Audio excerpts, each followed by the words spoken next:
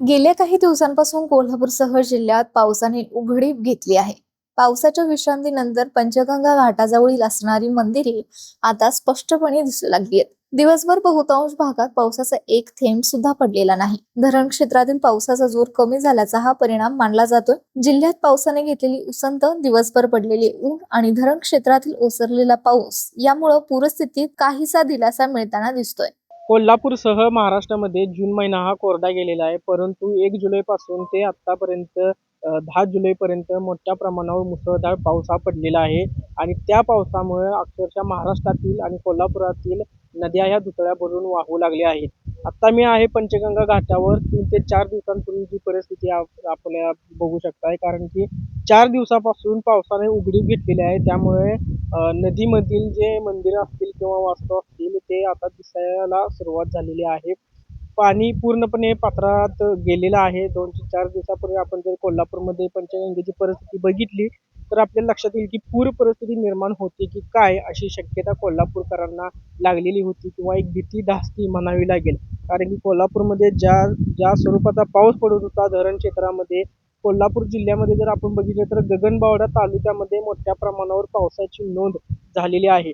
आत्ता जर आपण बघितलं सध्याची परिस्थिती पंचगंगाची, तर ही 15 ते 16 फुटावर पंचगंगा ही आलेली आहे. त्याचबरोबर राजाराम बंधारा सुद्धा खुला करण्यात आलेला आहे किंवा खुला झालेला आहे वाहतुकीसाठी. आणि सर्वात महत्त्वाचं म्हणजे कोल्हापूरकरांना आता पुरापासून निश्चितच एक पूर्णविराम मिळालेला किंवा विराम, शांती मिळालेली आहे. कारण कोल्हापूरमध्ये 2019 असू दे किंवा 21 असू दे, मोठ्या प्रमाणावर पुराचा सामना कोल्हापूरकरांना करावा लागलेला आहे.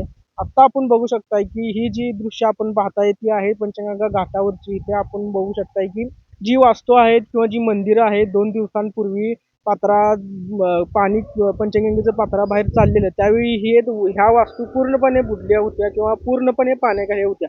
परंतु आत्ता ती परिस्थिती दिसताना आपल्याला दिसत नाही. त्याचबरोबर राधानगरी धरणाची जर आपण परिस्थिती बघितली, तर तिथे 62 ते 63% हे धरण भरलेलं आहे. अशातच अजून पावसाची शक्यता हे 5 ते 6 दिवस अजून तर आपल्याला दिसत नाही. परंतु पंचगंगेचं पाणी हे पात्रामध्ये गेल्यामुळं कोल्हापूरकरांना एक दिलासा मिळालेला आहे. कारण की पंचगंगेची पूर परिस्थिती ही 2019 आणि 21ला कोल्हापूरकरांनी पाहिलेली आहे. त्यामुळं लोकांना नक्कीच याबाबत दिलासा मिळालेला आहे.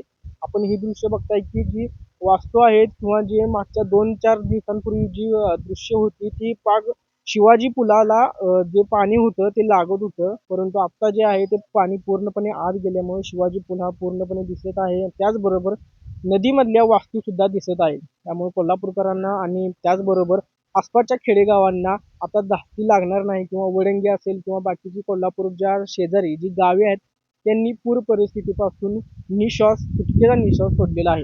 कॅमेरामन सूरज पाटील सोबत मी साजिद तुर्जादे, तरुण भारत, कोल्हापूर.